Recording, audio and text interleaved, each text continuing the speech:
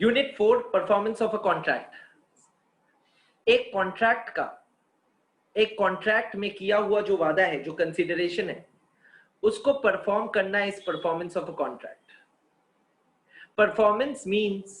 Performance का meaning है जो लीगल ऑब्लिगेशन है वो डिस्चार्ज हो जाएगा परफॉर्मेंस के जरिए। तो जो किया हुआ वादा उसको निभाना कोई परफॉर्मेंस कहा जाता है। ये परफॉर्मेंस एक्चुअल भी हो सकता है या attempt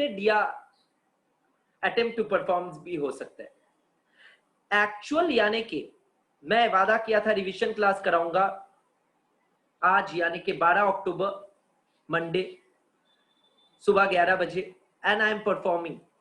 this is actual performance to the students who are attending, registered and attending. To the students who have registered and not attending, for them it is an attempted performance. They cannot come back and say कि sir revision आप बोले थे perform कीजिए और एक बार। मैं बोलूंगा नहीं बेटा हो गया। I will be legally discharged from both the students who are attending and the students who are not attending. That means the legal effect of actual performance and attempted performance are same. Legally both the cases में मेरे को discharge कर दिया जाएगा। Okay, सो ये है फंडा। Okay sir इसके बाद actual performance and offer to perform के बाद हु कैन परफॉर्म। याद करो इसमें मैं यही बोला था कि प्रॉमिसर हिमसेल्फ कैन परफॉर्म, या फिर प्रॉमिसर मर गया तो legal representative will perform, where it is not a personal contract. Personal contract में only and only promisor can, contract involving personal skill में only and only promisor can perform.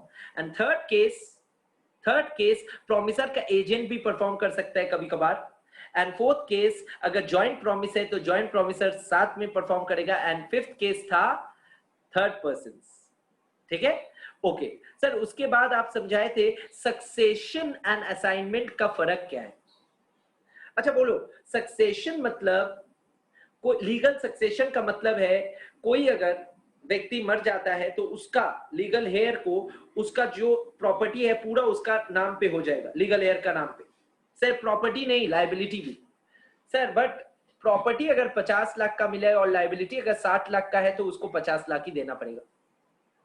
मतलब a legal heir or a legal successor is not liable for the entire debts of the deceased व्यक्ति जिसका वो inherit किया।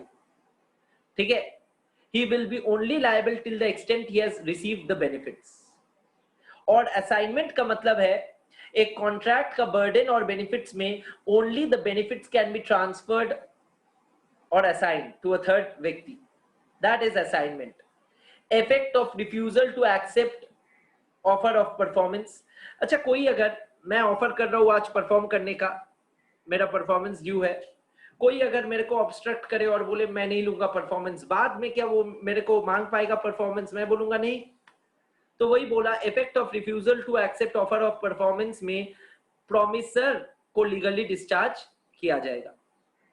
फिर effect of refusal of a party to perform promise, अगर कोई किया हुआ वादा ना करे तो उसको ऑफ कोर्स उसके खिलाफ लीगल एक्शन लिया जाएगा। Liability of joint promisor, joint promisors का लायबिलिटी इक्वल है, okay, and promisee. Okay sir इसके बाद आप बोले थे time and place for performance. मैं बोला था कॉन्ट्रैक्ट में अगर time and place for performance पहले से मेंशन्ड है तो वही टाइम एंड प्लेस में होना चाहिए, अगर नहीं मेंशन्ड है तो रीजनेबल प्लेस एंड टाइम में होना चाहिए। Reasonable place and time is a question of fact and law will not decide.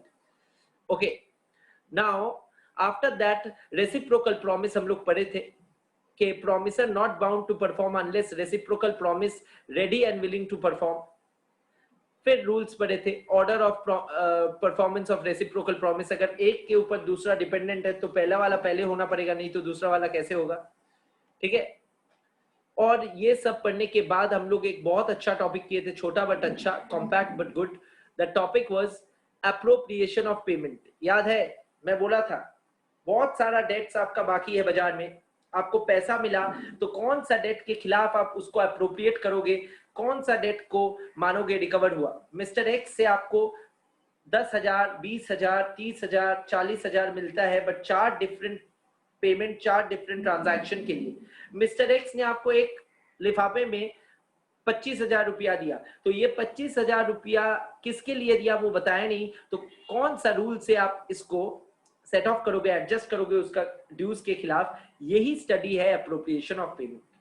इसमें रूल नंबर 1 लगता है रूल बाय डेटर, यानी कि डेटर जो बोलेगा एज इंडिकेटेड, देखो वही लिखा है, application of payment where debt to be discharged is indicated. अगर लिफाफे में वो लिख दिया ये पहला वाला ड्यू का पैसा है तो वही सेट ऑफ करना पड़ेगा, ठीक है। बट अगर लिफाफे में नहीं लिखा है, नॉट इंडिकेटेड, देन आप जैसा चाहो वैसे कर पाओगे। एंड लास्टली, अगर आप भी नहीं कुछ कर रहे हो, वो भी कुछ नहीं किया, तो कानून बोल रहा है कि इन ऑर्डर ऑफ टाइम उसको अप्रोप्रिएट किया जाएगा, ठीक है। और इसमें मैं 2 बात और बोला था, मैं बोला था टाइम बार्ड डेट को भी एडजस्ट कर सकते हो, बट डिस्प्यूटेड डेट को कभी नहीं कर पाओगे, याद आया। फिर लास्ट चीज जो पढ़े थे वो था contracts which need not be performed. कुछ कॉन्ट्रैक्ट्स का परफॉर्मेंस ना करने से भी होगा। कौन सा कॉन्ट्रैक्ट्स? नोवेशन, पुराना कॉन्ट्रैक्ट डिस्चार्ज हो जाएगा, नया वाला करना पड़ेगा, new in place of old. फिर हम लोग पढ़े थे रेसिशन, रेसिशन मतलब कैंसिलेशन, नहीं करने से होगा, दोनों पार्टी दोनों को मुक्त कर दिया, रेसिन कर दिया, कैंसिल कर दिया। ऑल्टरेशन, ऑल्टरेशन में मैं बोला था कि पुराना वाला फॉर्मेट चला जाएगा, नया वाला फॉर्मेट आ जाएगा, ठीक है। और रेमिशन, ठीक है। उसके बाद एक छोटा टॉपिक था restoration of benefit under voidable and void contracts. अगर वॉइड कॉन्ट्रैक्ट या वॉइडेबल कॉन्ट्रैक्ट में कोई एक पार्टी को कुछ मिला है तो उसको भरपाई देना पड़ेगा, उसको भरपाई देना पड़ेगा, तो वो है रेमिशन या rescission. Lastly discharge of a contract. Discharge of a contract का मतलब है कोई कॉन्ट्रैक्ट को कैसे कैसे डिस्चार्ज किया जाएगा। एक तो परफॉर्मेंस करने से डिस्चार्ज हो जाएगा, एक्चुअल हो या अटेम्प्टेड हो।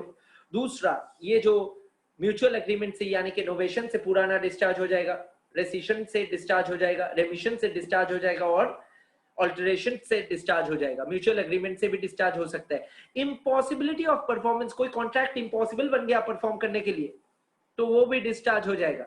And lastly by lapse of time, time बीत गया तो अभी टाइम ही नहीं रहा तो फिर कॉन्ट्रैक्ट ऑटोमेटिकली डिस्चार्ज, ठीक है। ऑपरेशन ऑफ लॉ, कोई मर गया प्रोमिसरी या प्रोमिसी, डिस्चार्ज। इंसॉल्वेंट हो गया, डिस्चार्ज, ठीक है। और ब्रीच ऑफ कॉन्ट्रैक्ट, ब्रीच मतलब तोड़ दिया तो फिर तो ऐसे ही डिस्चार्ज हो जाएगा, ठीक है। So all these are the unit 4 का फंडा। We will start with unit 5, no breaks, back to back मैं बोला था। यूनिट 5 में आते हैं, रिवीजन ऑफ यूनिट